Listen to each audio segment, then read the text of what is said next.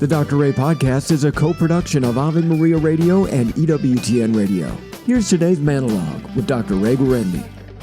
You've heard people say that they have a lot of questions they want to ask God if they get to heaven. Why this, why that? Things they want to understand that they simply cannot understand now because they're so limited in the way that our brain works. We're just incredibly limited. We don't have infinite minds. And some people will say, no, I don't have any questions. I'll just be so ecstatic to be in the presence of the Lord that will take care of every single need that I have.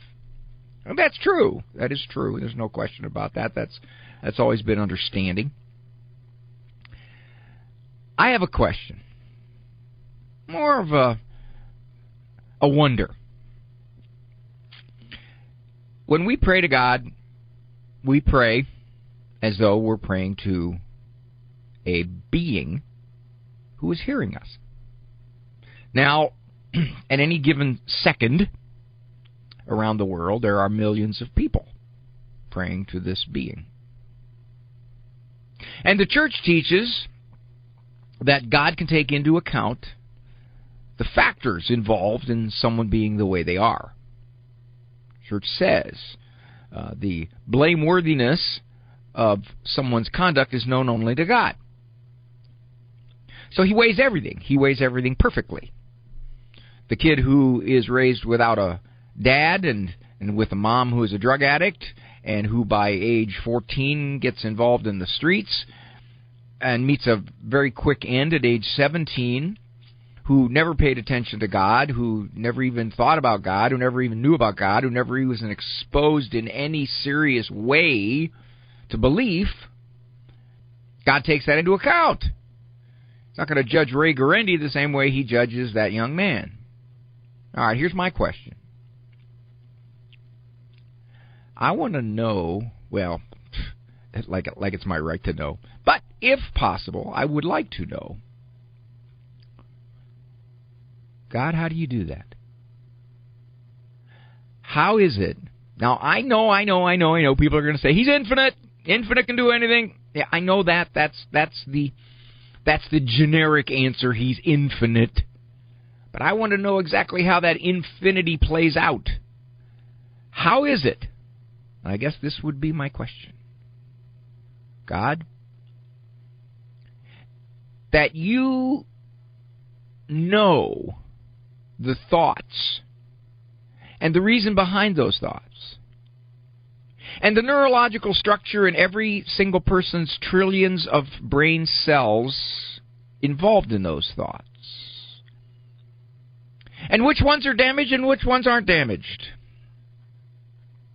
so that when dementia kicks in, for example, you know which ones are causing that person to do things that would be viewed as perhaps sinful. You must, at any given exact moment in time, be totally and completely aware of every single person's brain in the world.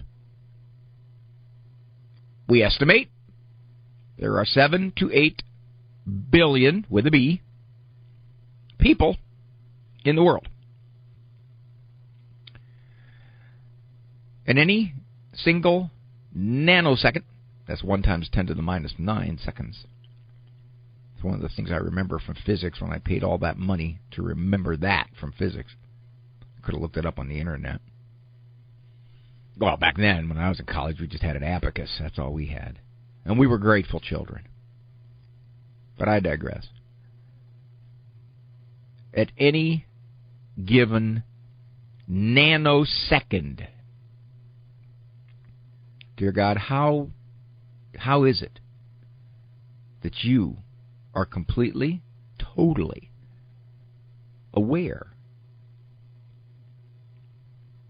of everyone and all of the neurological signals in each person's brain, which now you multiply the 7 billion people in the world by trillions and trillions, because that's how many neurological cells there are in the brain.